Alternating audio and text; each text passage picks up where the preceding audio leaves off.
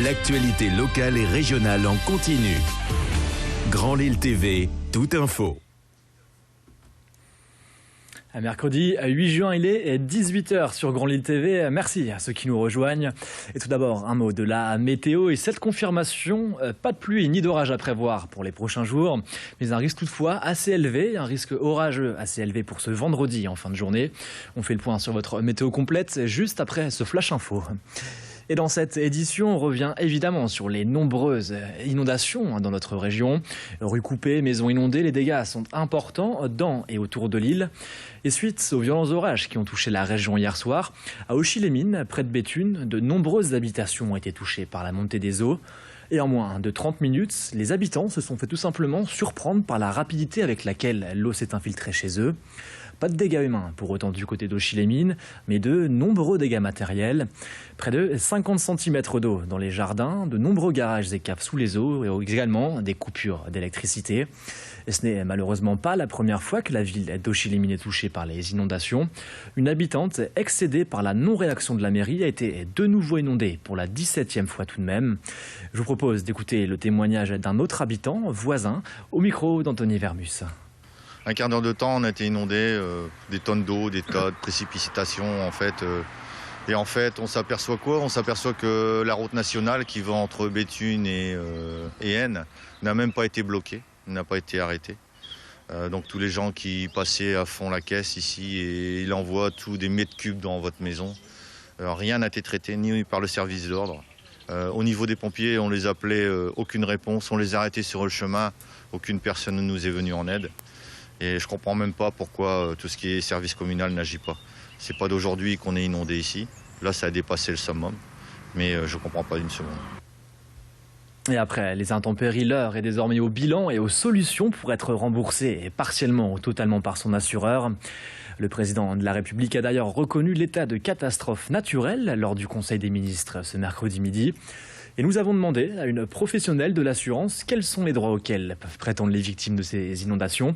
Nous l'avons joint par téléphone dans la matinée et je vous propose d'écouter son témoignage. La seule condition, parce qu'il y en a une pour pouvoir bénéficier de cette garantie, c'est d'avoir un contrat d'assurance avec au moins ce que l'on appelle une garantie dommage. Donc vol, incendie, bris de glace, tout risque en auto. Autrement dit, et à titre d'exemple, les véhicules qui sont malheureusement assurés au tiers ne seront pas couverts. Une fois cet arrêté pris, vous disposez de 10 jours pour déclarer votre sinistre à votre assureur. Il faut également savoir que dans la garantie catastrophe naturelle, vous avez une franchise légale qui est de 380 € pour un particulier et de 1 140 € pour un professionnel. Allez, on referme le volet catastrophe naturelle et on passe à toute autre chose désormais. Et à quelques heures du coup d'envoi de l'Euro 2016 opposant la France à la Roumanie ce vendredi soir, les professionnels de la santé sont sur le qui-vive. Et c'est le cas notamment du SAMU et de toutes les équipes hospitalières qui seront en alerte perpétuellement. L'événement, particulier par son ampleur, nécessite toutefois des précautions. Ainsi, les effectifs seront bel et bien renforcés dans le Nord-Pas-de-Calais. Près de 19 équipes du SMUR viendront donc prêter main forte au SAMU de Lille. Et le CHRU de Lille, de son côté, déploie un dispositif également assez particulier. 10 blocs opératoires seront prêts en permanence avec la possibilité d'en augmenter le nombre. Et rappelons qu'en avril dernier, un exercice de sécurité grandeur nature avait lieu au stade Pierre-Mauroy en compagnie des équipes hospitalières. Et à J-2 du coup d'envoi, les équipes sont désormais prêtes après 1 an et demi de préparation. Je vous propose d'écouter le docteur Patrick Goldstein, chef du pôle des urgences au CHRU de Lille, qui évoque les difficultés liées à un tel événement au micro d'Anthony Vermus. La principale source de difficulté pour nous dans ce genre d'événement, quel qu'il soit, c'est bien l'ivresse aiguë et les comportements liés à ces états d'ivresse aiguë. Que dans un cadre festif, entre amis, on boive une bière, éventuellement 2, mais pas plus, et qu'éventuellement on ait un verre de vin, à condition qu'il soit très très bon, je n'irai pas dire le contraire. Ce qui tue, monsieur, c'est l'excès. Mais quand je dis que ça tue, c'est que de temps en temps, ça tue vraiment.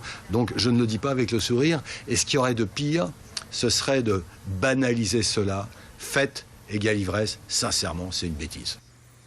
Allez, on enchaîne et on part désormais à la croisée de l'histoire et de la culture. Depuis le début du mois de mai, et cela jusqu'en novembre, la mairie de Lille fête les 80 ans du Front populaire au travers de diverses manifestations. Pour l'histoire, en 1936, les partis de gauche s'unissent pour accéder au pouvoir et rapidement, les premiers congés payés sont instaurés pour le plus grand bonheur des Français qui découvrent alors les vacances. Autre avancée spectaculaire, la durée du temps de travail hebdomadaire qui passe alors à 40 heures semaine. La mairie de Lille souhaite donc réunir des photos de cette époque où les familles ont enfin pu se réunir. Elle invite donc les particuliers à prêter leurs clichés de vacances. Des photos souvenirs qui seront ensuite numérisées dans le but de les exposer avec le message suivant, prendre conscience de ce que le Front populaire a pu apporter.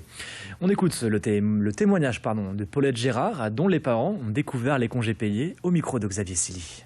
Moi, mes parents avaient une petite maison à Stèle-la-Plage et ma maman était originaire de Malo-les-Bains. À partir de 1936, eh bien, il y avait énormément de monde qui venait passer la journée à la mer et c'était l'organisation de bus, de trains.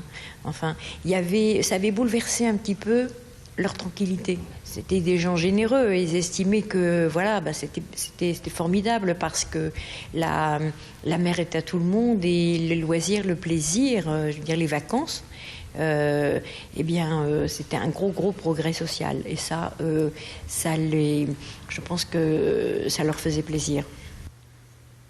Allez, fin de cette édition. Merci d'avoir été avec nous tout de suite. On se retrouve pour faire le point sur votre météo et le trafic.